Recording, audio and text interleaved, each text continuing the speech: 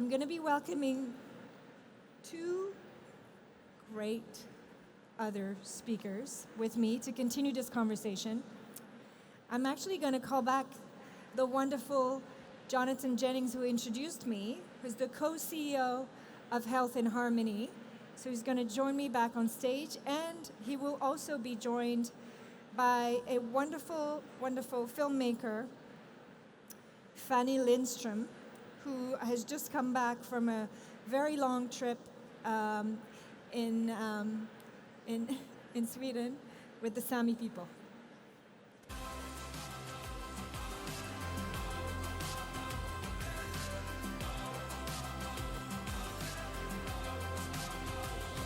Fanny, please join me. And Jonathan, thank you for being back. Thank you for having me back. Thank you. So Fanny, I'm going to start with you. And perhaps you want to introduce yourself, and you insisted on saying something before you were going to speak. So please. Yes, hello. I'm Fanny, and I'm a documentary filmmaker. I am a storyteller, and I use that tool to connect, to tell people story, and to make people care. And there will be actually a teaser of a project that I'm working on right now that is about a young Sami woman named Evelina. And she was also invited to speak today, but sadly they're moving their reindeers. She's a reindeer herder. They're moving the reindeers from their summerland from their winterland to their summerland, so she couldn't be here today. But she has said that she really wants me to be here and represent her. I'm not Indigenous, I'm not Sami, I'm Swedish. But it's very important to have that bridge and But they commissioned you as their ambassador for the day. What? But they commissioned you as their ambassador for the day. Yes, exactly. So I believe that we're going to be seeing your film first, if the tech team is on board with us. Yes. We have it here.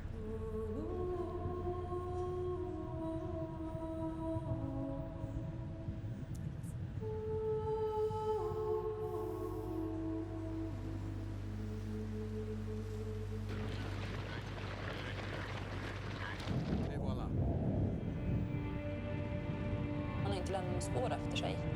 Man har ju alltid arbetat för att lämna så lite spår som möjligt. Man lever ju ett med djuren och naturen.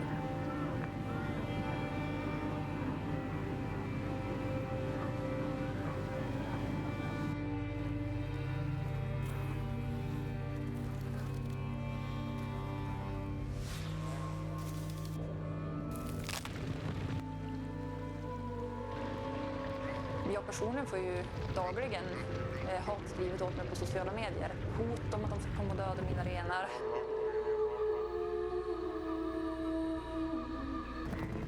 Det är lappjävlar, det är ett onödigt folk som inte borde finnas. Nästa gång jag ser en sån jävel så attackerar jag.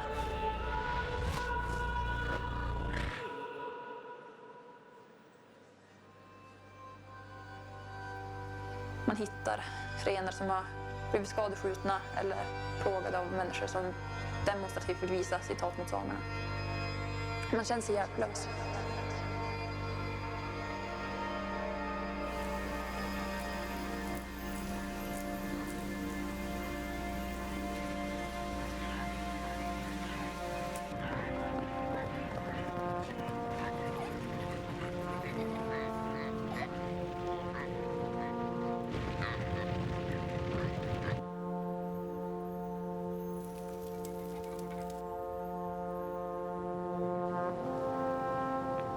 Mitt renmärke, det är ju det mest personliga jag har. Det är ju mer personligt än mitt namn.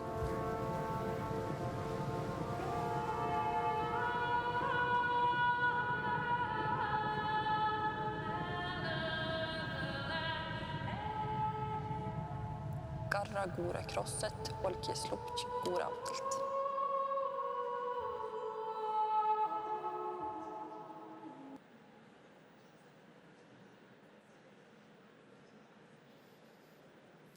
Moving and very, very powerful. I actually found out, just a little pause, just in context of Indigenous people, I found out that my people are somehow connected on a genetic level to the Sami. And it kind of explains something to me because I've been so adamant about having Sami people speaking at Change Now. and we're close to this with your representation, and hopefully next year we can have a delegation from them. Tell us about your experience with them and how you've been welcomed, because it was such a process for you to be integrated. So, yes, a little context. I'm Swedish, I'm from the capital, and growing up, we don't really learn anything about Sami people. They're part of Sápmi, which is in Sweden, it's in Norway, it's in Finland, and parts of Russia. And it's a bit mad that we don't get that, don't get those stories, because it's such a rich and important culture for us to learn. And I've been doing films for 12 years, and I've been all around the world telling other people's stories. And it dawned on me like 4 years ago that I am around in other people's gardens cleaning up, but I need to go back to my own country and and tell those stories, because it's so important to be that bridge, and I feel like I want to and I can. And it started on me just going. I reached out and I went to a lot of different communities. It's very, very long. It's 9 different languages, a lot of different type of people. And I went there, I ate with them, I went with them, and I continuously showed up, which people don't do. A lot of people come and they want to tell their stories, they want to take their photos. It's a lot of exploitation when it comes to people telling their stories. And I now, 4 years later, have gotten the trust to come and be part of this reindeer marking, for example, and to come back being a friend, being an ally. And it's about keep showing up and doing the work. Like, I think it's so important to be that bridge. And my friends, they're so tired. They're born into a fight. Today they feel like, Evelina was something she says that if she would choose to be born again, knowing how it is to be a Sami woman in Sweden, in a country that people don't think that this is happening, she says that she would choose not to be Sami. And that's such a sad reality, and it's like, and it's that type of story that I feel like I have the responsibility to tell. Yes, absolutely. Yeah, and I think it's interesting how you trying to recontextualize through your work and through film, but there's also there's a lot of pain, like you show the pain, but there's also a lot of beauty, and you try to weave the two together in such a great way. But maybe you can tell us more about the ecosystem, like the reindeer culture. Like this is something that, everybody saw, apparently the Disney movie Frozen is based on the Sami people. Yes, and it's actually, it's very much so. The Sami people love Frozen, so that's something that it's important to know. And Evelina's mother comes from the village where Frozen is based on, or the wild people or the forest people. And they live very much with the land. Their language is built they have 100 words for describing how a reindeer looks. They have 100 words to describe how snow looks. It's very much, within the nature. And they have, historically, they've been very suppressed. They weren't allowed to speak their language. They weren't allowed to do their culture. And the reindeer saved them from cultural, destruction. And they were able to, they still kept their language through their relationship with the reindeer. And it's Sorry? So the word that you're looking for? You're looking for a word?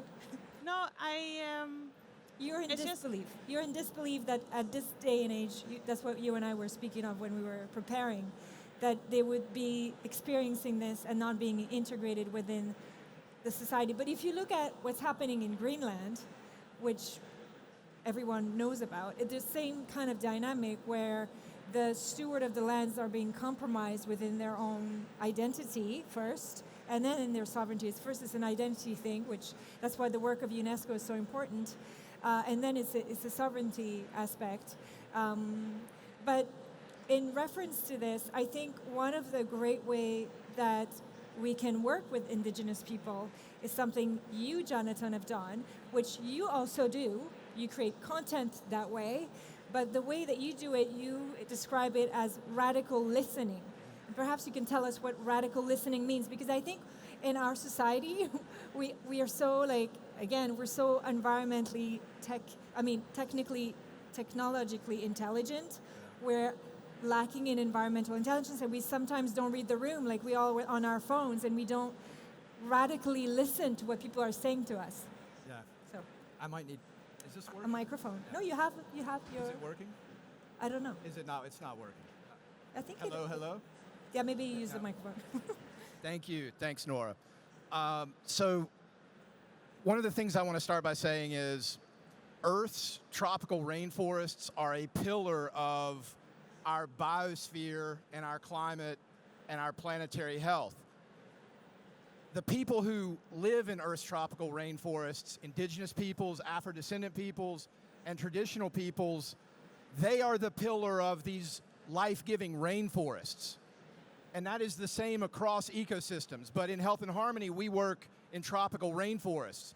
So knowing that they are the experts in protecting the heart and lungs of our planet, we enter into their communities upon invitation through a trust and reciprocity-based anti-colonial approach that we call radical listening. And we listen. They design the holistic solutions that they know will allow them to be the guardians of the rainforests that they've been for 50 or 60,000 years. And then we transfer and move global resources into the implementation of their solutions. Again, holistic solutions, including sovereignty, self-determination, including access to healthcare, alternative livelihoods, including forest economy. So radical listening is very, very simple. The climate crisis is an emergency. The ecosystems that are collapsing don't need to if we only listen to the people that for millennia have understood how to steward these life-giving ecosystems. And we have the data, 20 years worth of data, to demonstrate what Santiago called co-benefits this morning, but to demonstrate when you transfer resources into the hands and the climate-critical wisdom and expertise of indigenous peoples, the return that you get in forest cover, in carbon sequestration, in biodiversity, in their own thriving is monumental.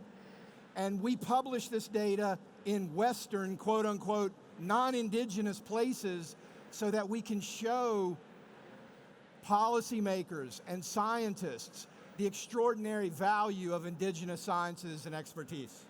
I think maybe one of the examples we can give, a concrete one. I like to be rooted in action and concrete, ways of understanding.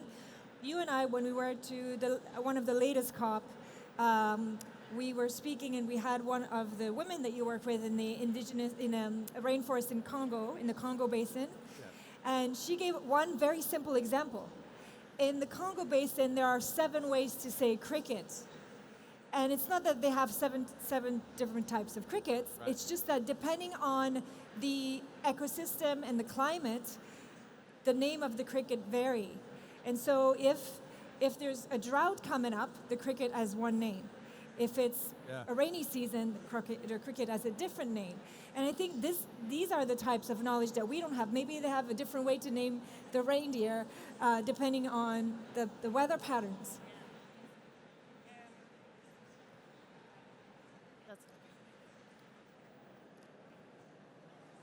Should it work? Hello? Yeah, I think yes. Yeah, I mean, it's very interesting to hear because it's language is built on where they are in the world. And as you say, and as I mentioned, reindeers, there's so many words of it, and there's so many words for the season, and there's so many words of describing a place in the season, in nature, and that only shows us the value and the knowledge that they have just by seeing the languages. We were hearing about languages before also, and it's something that we really need to learn more of, and it's something that opened my eyes from just being a collaborator. I mean, I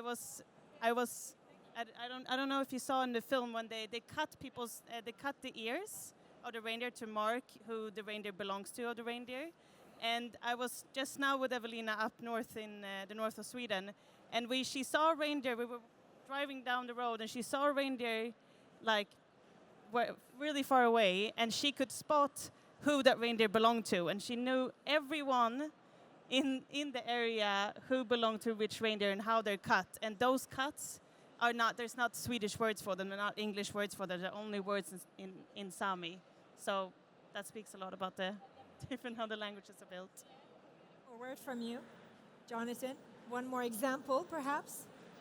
One more example.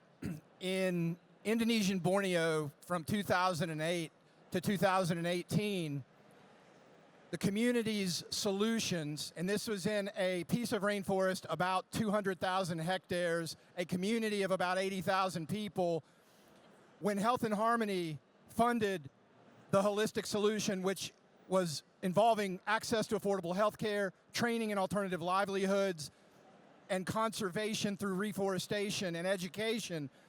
Between 2008 and 2018, we saw a 90% reduction in the number of households relying on logging as a livelihood. That facilitated a 70% reduction in the amount of rainforest that was lost compared to the control groups. That was the equivalent of $65 million US worth of above ground carbon. From a human health point of view, in the clinic, in the catchment area of the clinic that the communities established, we saw a 67% drop in infant mortality and consistent declines of the common killers, malaria, tuberculosis, and diarrheal diseases. Those data were published in the Proceedings of the National Academy of Sciences. If we get out of our own way at the level of multilateral global governance and transfer climate finance and climate resources into the hands of Earth's rainforest guardians, we all benefit. We all benefit no matter where we live on the planet. And yes, maybe one thing that we can add is, as the name of your organization is called Health and Harmony, you work very closely with Doctors Without Borders in preventing also pandemics that could be born from climate non-resiliency. So thank you so much for your very important work. I think we have one more minute maybe? Oh, I think we're good. We're good. Thank you so much to both of you. Thank you. And to be continued. Yes. Work is not done.